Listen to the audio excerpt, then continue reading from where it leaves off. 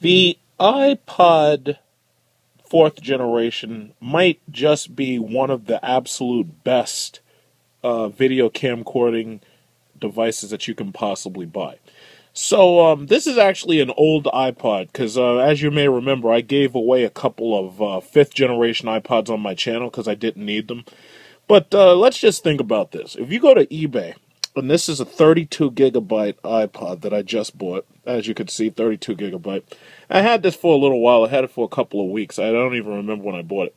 But I think these are the absolute best video recording devices that you can get, especially if you're interested in uploading to your YouTube, or if you're interested in setting these things up in order to record video.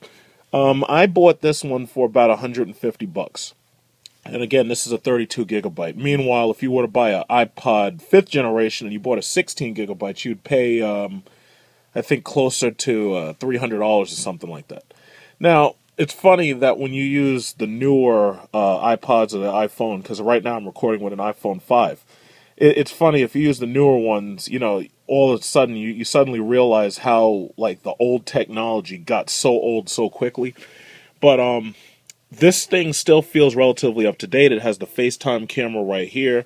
It has the rear camera with the microphone. It can record up to 720p. It cannot do 1080. In order to do 1080p, you're going to need the newer iPod Touch.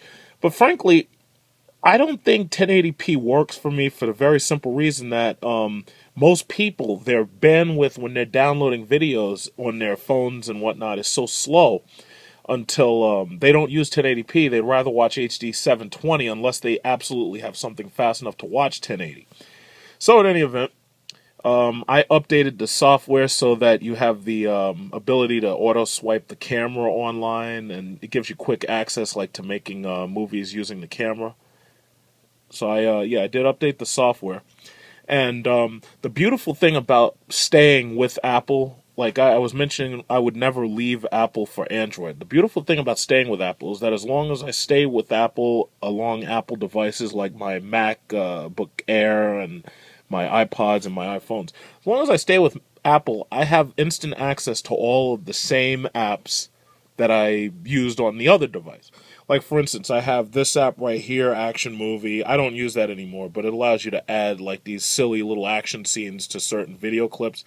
Then there's, of course, iMovie, which is absolutely important for making videos. Like, I made a video a little while ago, a couple minutes ago, and all I had to do was, number one, I had to use the camera to record my video, which is pretty easy, and it holds up to 32 gigabytes, so that gives you a little bit more than 2 hours. So once I recorded my video, I was able to download pictures that I wanted to add to my video straight from the internet, simply because I used the web browser on the iPod.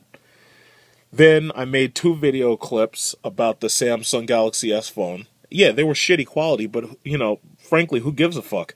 You know, you really think about it, I'm making videos and I'm barely spending any money, and then I'm pulling in over $500 a month on YouTube. In fact, a little bit of that money I didn't use to buy more stock in Tesla and Ford, because I actually buy stock on Scottrade with the YouTube money I get, because, you know, frankly, it's easy money, and I figure, you know, why waste it when I could invest some of it and then save the rest.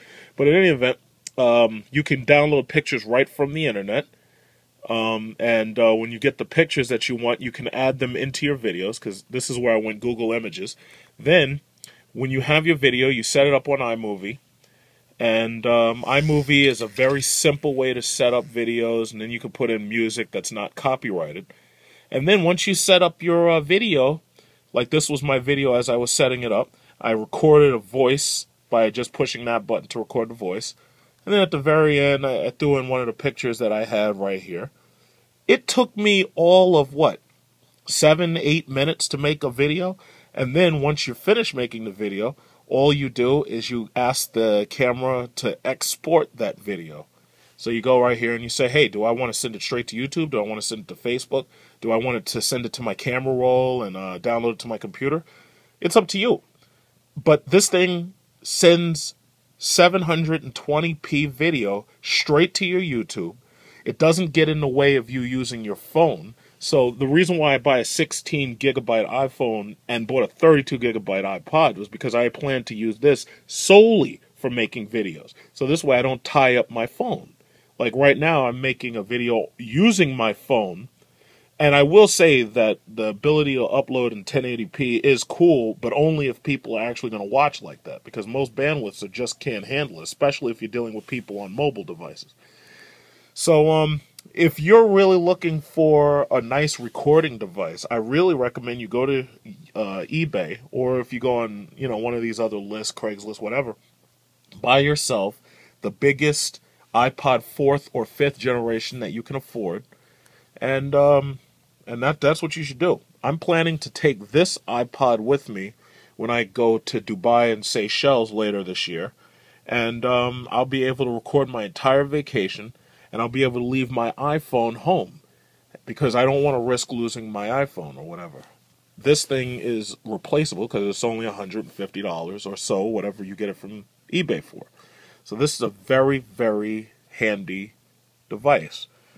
And I love the fact that I don't have to repurchase the apps that I already bought, and I can just download them here and use them.